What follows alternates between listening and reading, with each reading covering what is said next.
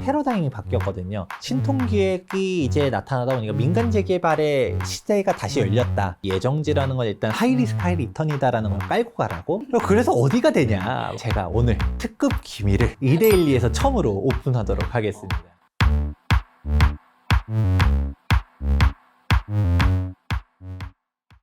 안녕하세요. 이데일리 복덕방 기자들의 신수정 기자입니다. 오늘은 서울 재개발 투자 주의점에 대해 자세히 이야기 나눠보려고 합니다. 도움 주실 김재경 투미 부동산 컨설팅 소장님 모셨습니다. 네, 안녕하세요. 부동산 주치 김재경 소장입니다. 복덕방 기자들 정말 오랜만에 출연한 것 같은데 많은 재개발 정보들 전달해 드리도록 하겠습니다.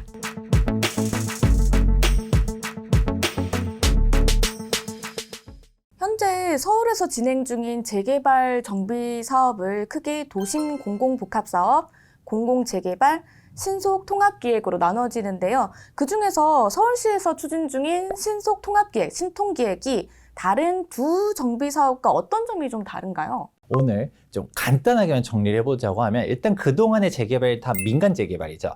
근데 공공의 영역에서 재개발이 나타났어요. 그중 첫 번째가 2020년도 5.6 부동산 대책에서 출발을 했는데 여기서 말하는 공공재개발은 저는 공동시행자 방식이라고 정의를 내릴게요. LH랑 조합이랑 같이 시행하면서 가는 부분이거든요. 해당 근거법률은 도시 및 주거환경정비법, 도정법으로 가는 부분이라서 많은 분들이 일단은 익숙하고 친숙한 개념입니다. 실제로 5.6 대책 공공재개발 후보지들 같은 경우는 주민들이 나도 하고 싶어요 하면서 서로 너도 나도 신청하는 그런 좋은 사업이고요. 근데 문제는 변창훈 장관님이 된 다음에 한번 대책을 발표하고서 급속하게 사라지신 정책이 있습니다. 바로 2021년도에 이사부동산 대책이 있어요. 여기도 공공재개발이라고는 할 수 있는데 살짝 좀 다른 부분은 아까 제가 5.6 대책 공공재개발은 공동시행자 방식이라고 말씀드렸잖아요. 근데 이사대책 공공재개발은 직접 시행자 방식이라고 저는 명명하고 있습니다. 그 이유는 조합은 완전히 사라져요. 주민들이 이제 의견을 낼 수 있는 집합체가 존재하지 않고요. 그냥 LH라든지 SH라든지 공공시행자만 단독적으로 가는 게 바로 이사부동산 대책입니다. 일단 대표적으로 출발하는 이사대책에서 가장 메인 사업은 도심 공공주택 복합사업인데 얘는 공공주택 특별법으로 갑니다. 그러니까 이 부분에 대해서도 말들이 좀 많아요. 우선 공급권이라는 개념이 나오는데 이거는 또 어떤 기준으로 나오는가에 대해서 명확하게 아직 정리된 부분들도 없고요. 약간 구멍들이 좀 있습니다. 그렇다 보니까 사람들이 이사대책 같은 경우는 막 반대도 많이 하죠. 그리고 오늘 저희 촬영일 날 오늘 또 국토교통부에서 8차 발표까지도 했는데 이게 문제점들이 많아서 그래서 이게 문제점도 말하려고 하면 할 말들이 정말 많지만 이건 일단은 차치하고 우리가 메인 질문이 결국 신통기획이 뭐였냐 였잖아요. 그럼 이제 이런 재개발 사업들이 있는데 신통기획은 이렇게 정리해 보면 돼요. 그냥 민간 재개발이다.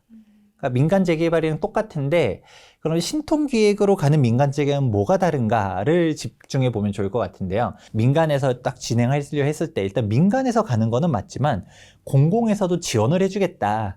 약간 인허가라든지 이런 부분들을 서울시에서도 체계적으로 가서 빠른 속도로 갈 수 있도록 해주겠다라는 게 공공기획이었는데 아까 말했었던 공공재개발이니 막 이런 공공자 붙는 거에 대해서 사람들이 싫어하다 보니까 안 되겠다. 이름을 좀 바꿨죠.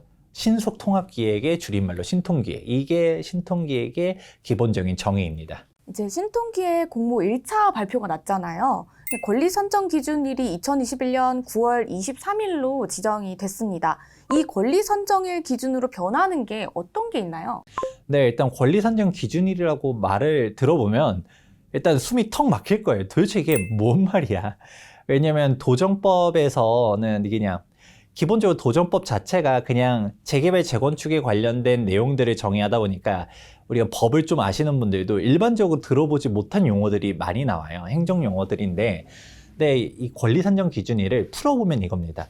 말 그대로 권리를 산정하는 기준일이다. 그럼 여기서 말하는 권리에서 가장 큰 권리가 바로 무엇이냐?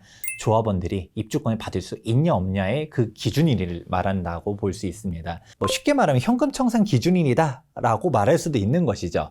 권리 산정 기준일 이전까지 온전한 조합원 입주권을 받을 수 있는 분양 대상 자격이 있는 사람들을 딱 정립을 해놓는다라는 부분이거든요. 대표적으로 여기서 조심해야 되는 부분이 뭐냐? 권리 산정 기준일 이후로 일명 쪼개기 하지 말아라는 거예요. 사업성을 해치는 그런 사항들, 대표적으로 뭐 토지 분필, 아니면 전환다세대, 그리고 신축 빌라. 이런 부분들로 인해서 재개발 지역의 노후도가 더 깨지는 부분들, 사업성이 떨어지는 부분들을 막겠다라는 것이거든요.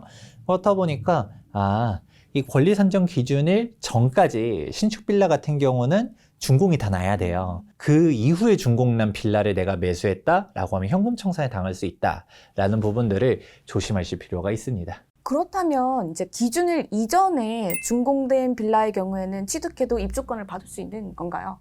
그렇죠. 이 권리 산정 기준일에 대해서 사람들이 많이들 헷갈려하는 것 중 하나가 권리 산정 기준일 전에만 취득해야 되나요? 그러면 이후에 매수한 사람들은 현금 청산인가요? 라고 질문을 하는데 이거는 뭔가 혼동을 한 거예요. 대표적으로 이사부동산 대책이랑 좀 착각을 하신 분들이 많죠. 당장 신속통합기획을 예를 들어보면 권리 산정 기준일이 2021년도 9월 23일이거든요. 그러면 그때 이후에 매수한 사람들은 아까 말했었던 이사대책처럼 현금 청산인가요? 라고 하면 그렇지 않아요. 그냥 일반적인 민간 재개발 생각해 보면 돼요. 민간 재개발 지금 매수해도 상관없잖아요. 그렇죠, 네. 똑같아요. 다만 조심해야 되는 거는 권리 산정 기준이 이후로 쪼개진 물건들을 사면 이제 안 된다라는 거죠. 즉 입주권 자기가 없는 물건을 사는 걸 조심해야 되지 입주권 자기 온전하게 있는 물건을 매수하는 것 자체는 문제가 없다. 다만 신통기획은 한 가지 문제가 있는 게 바로 토지거래 허가구역을 다 묶여놔서 토지거래 허가구역을 내가 뚫을 수 있냐 없냐가 쟁점사항이지 단순히 도전법상 입주권이 부여되어 있는 물건을 매수하는 거가 문제가 되진 않는다라고 정리해드리겠습니다. 이제 신통기획 2차 공모에 대한 관심도 높은데 유력 지역은 어디로 좀 보시나요? 저는 이 예정지라는 건 일단 하이리스크 하이리턴이다라는 걸 깔고 가라고 말을 합니다. 지금 노후도 맞췄어도 나중에 어떻게 될지 모른다 라고 말하는데 서론이 좀 길었죠?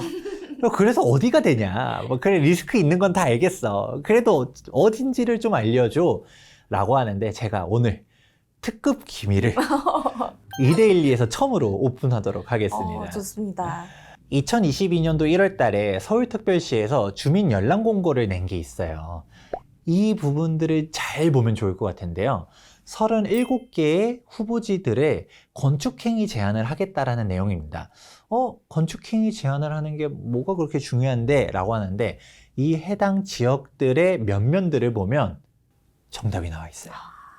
얘네들이 애초에 신통기획 후보지 공모를 했었을 때 서울 전체에서 102곳이 신청을 했어요.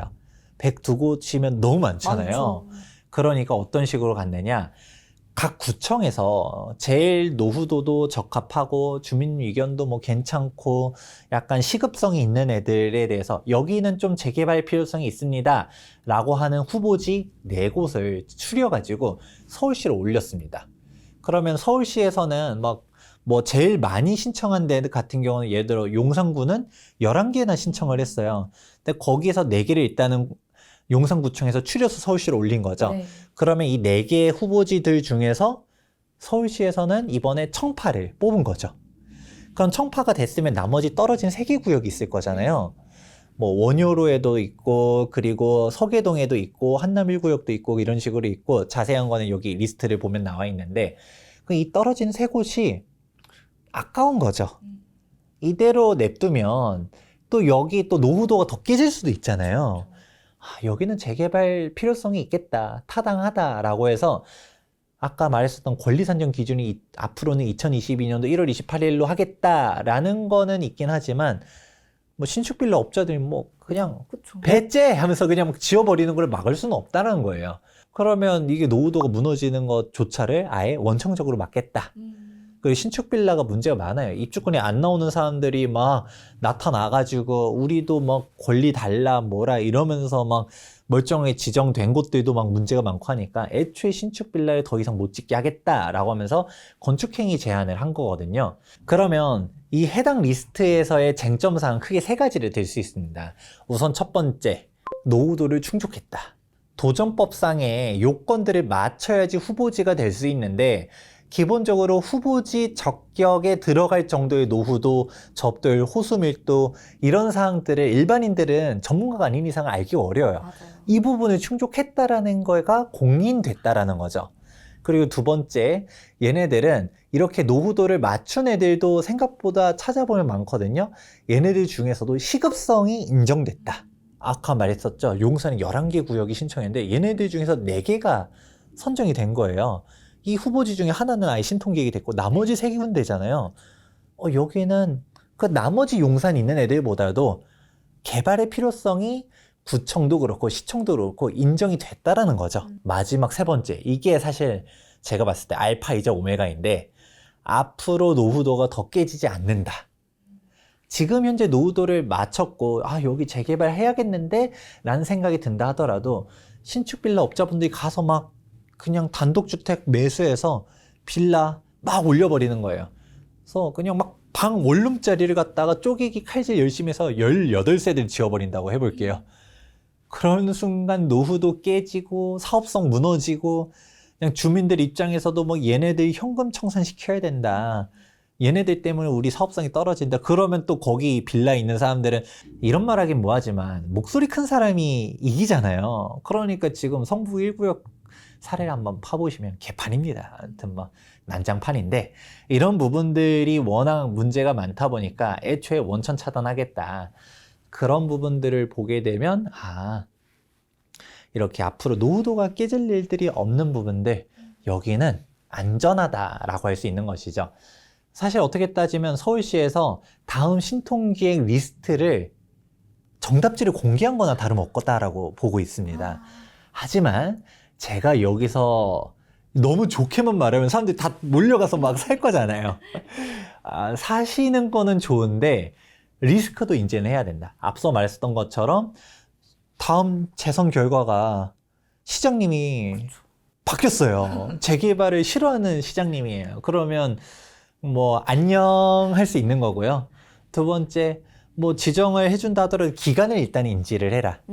신통기획 2차 후보지에 지정이 여기서도 될 수 있겠죠. 근데 구별로 하나씩 지정을 했단 말이에요. 그럼 예를 들어 용산구는 3군데가 남아있잖아요. 네.